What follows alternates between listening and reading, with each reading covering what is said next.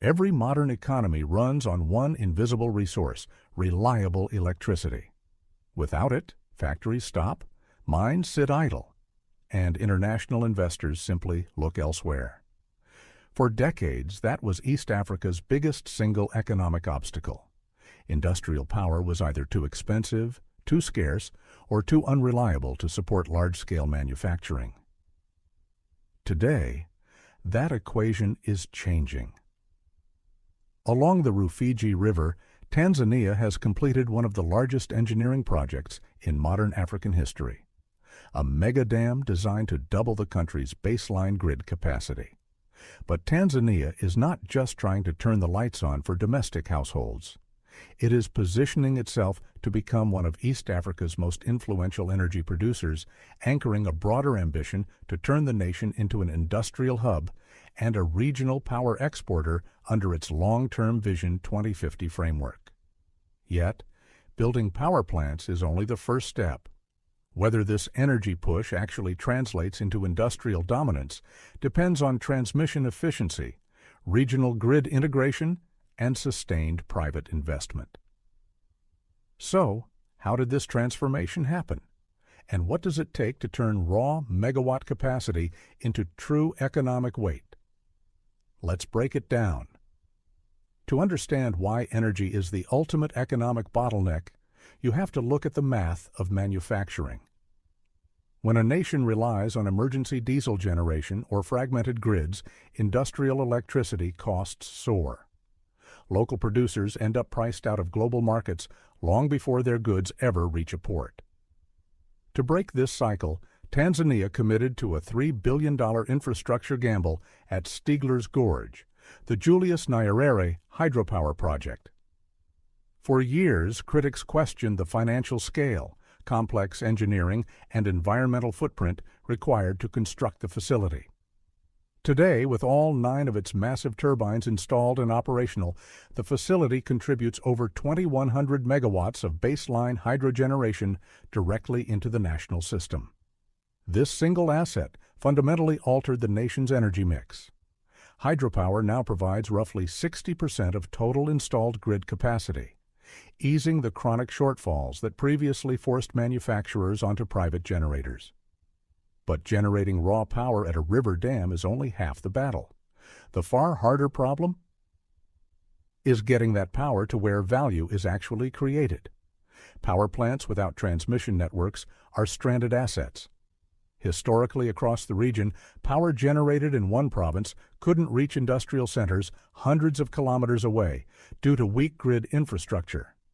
Recognizing this, public investment shifted heavily into high-voltage transmission, expanding the national backbone to over 8,500 kilometers of transmission lines and scaling local distribution networks past 240,000 kilometers. Total generation capacity across all sources, including hydro, gas, and solar, subsequently crossed 4,500 megawatts.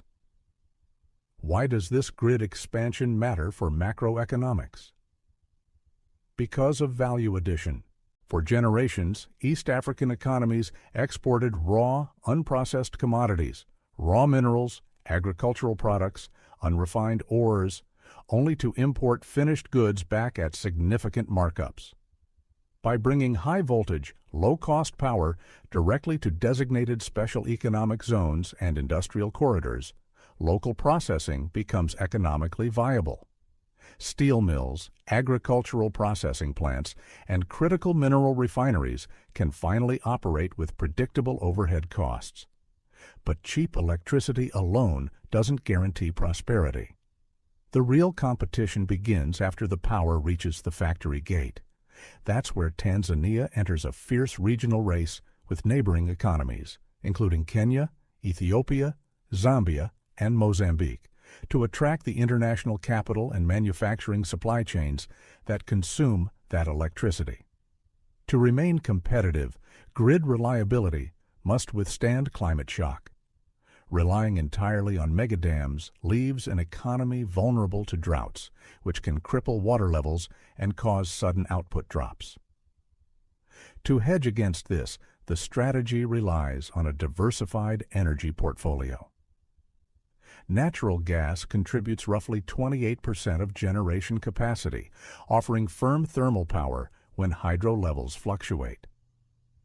Meanwhile, grid-scale solar projects, such as the Kishapu solar installation, are being integrated to absorb daytime peak demand.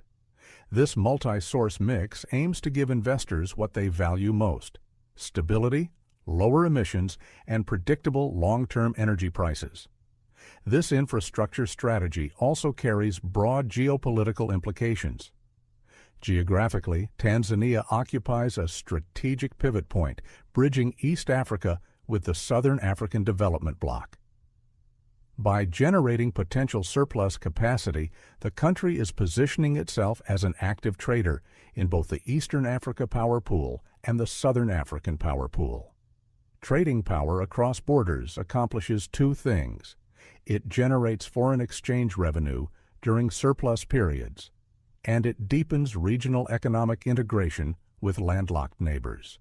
When linked with heavy rail corridors like the standard gauge railway and upgraded maritime ports, the broader playbook comes into focus.